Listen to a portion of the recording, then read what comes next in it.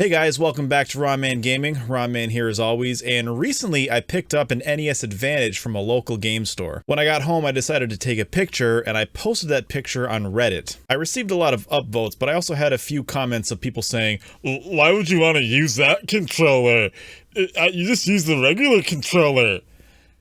So I thought I'd make a video about the NES Advantage and where this controller really shines.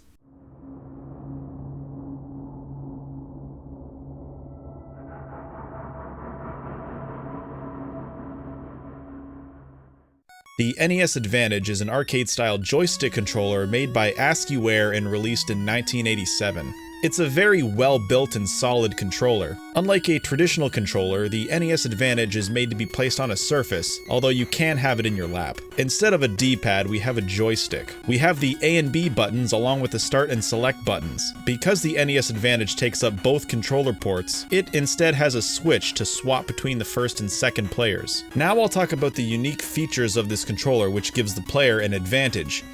An NES advantage. Pressing the slow button causes the game to go into slow motion. There are also two turbo buttons, one each for the A and B buttons. These two dials adjust the speed of the turbo, so the real advantage is slowing the game down while you, the player, can speed up. The NES Advantage can be used with any game, but as I'm sure a lot of you are aware, the primary genre this controller was made for is shooters. Or shoot-em-ups. Or shmups. Whatever you want to call them. First off, the joystick is a great fit. Playing a shooter with the D-pad can take its toll on your thumb. The joystick, however, is very comfortable. The extra features of this controller were made for these types of games. See, when you use the slow button, it actually just causes the game to rapidly pause.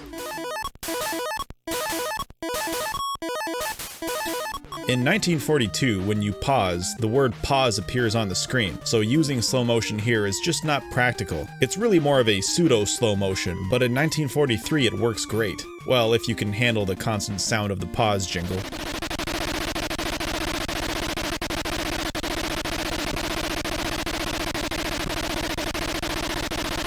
You can also take advantage of the turbo button so you can shoot much faster without your hand getting tired. Although in some games you're only allowed to have a certain number of bullets on screen at a time, so if that's the case, the turbo function might feel less useful. Now I've been playing shooters all week, so here are some that I think work really well with the NES Advantage.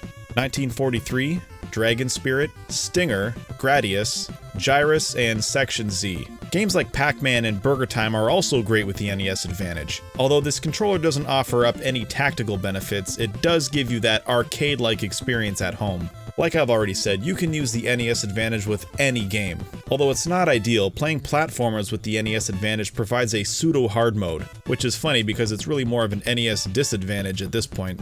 Either way, games like Mario 3 and Mega Man work fine, it's just a lot to get used to. The slow motion feature is useless for these games, as is the turbo. In Mario 3, yeah, turbo allows you to shoot 2 fireballs fast, but because you can only have 2 on screen at any given time, it's not much help. The same can be said for all the Mega Man games. Now, there are some games that maybe you should avoid playing with the NES Advantage. Castlevania, for example, is not a good match. Because you have to press up along with B to use sub-weapons, it just comes off as cumbersome. You'll just wish you had a regular controller. Again, turbo and slow motion have no purpose here. But if you really want to put yourself at a disadvantage and not have fun, play Castlevania or Castlevania 3 with the NES Advantage. Heck, put on some Battletoads or Zelda 2 while you're at it. You can really ruin your night. Or you can just use the U-Force.